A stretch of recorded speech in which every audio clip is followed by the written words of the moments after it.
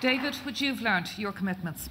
Thank you so much. I wanted just to start by saying that today I have the honour to represent Ban Ki-moon, the United Nations Secretary General, here. And so I'd like, on his behalf and on behalf of the whole of our system, to thank the Tornister, to thank Joe Costello, to thank Mary Robinson, and actually to thank the people of Ireland for what has been a grand idea and brilliantly executed. So I'm going to just ask if we could just give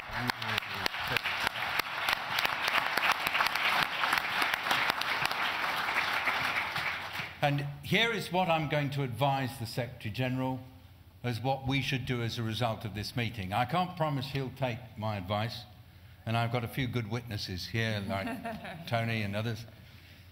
First of all, I think we should all in our system commit to 3 justices: hunger justice, nutrition justice, and climate justice. I think if we include the justice word more often in our commitments, it shows much more precisely what we mean. How should we do this? Being people-centered, being inclusive, having a clear compass about where we're going, encouraging movements that bring together many different organizations to move in the same direction, and working hard for alignment, always focusing on results and learning from what's been achieved. And what will drive us as we do this? A shared sense of commitment, but as we've seen in these 2 days, a strong feeling of hope, a vision of a world that is a much better place for the generations to come, where science and evidence are right at the center. But perhaps what inspires us most is a love of humanity and a love of our planet. We should certainly have a vision as a result of this meeting that for everybody to be able to access source foods all year round, all their lives, is an absolute human right. That climate-smart, sustainable farming must be the rule for all. That we should strive for zero loss or waste in all to do with food. And that we should really focus on smallholders, ensuring a massive increase in productivity and income. And we should commit within our lifetimes to a world where hunger and malnutrition are eliminated. We have to see ourselves as winners, not just winning the conversation, but winning the struggle.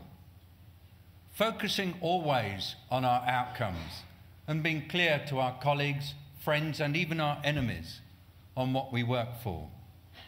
We should be encouraging systems that have justice at their center. We should be driven by an extraordinary sense of urgency because it's already too late.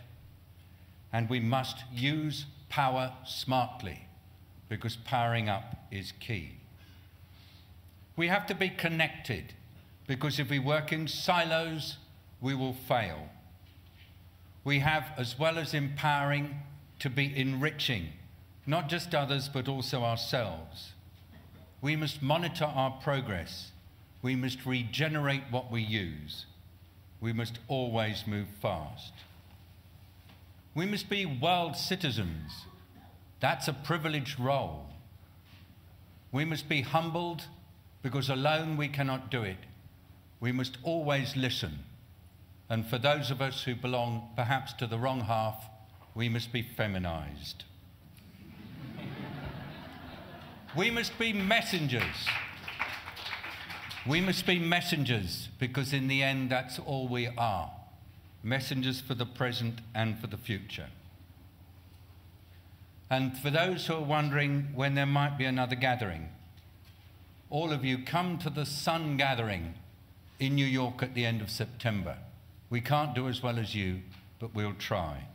And because I'm a messenger, if I've left anything out, the email is nabarro@un.org. Well done. Thank you.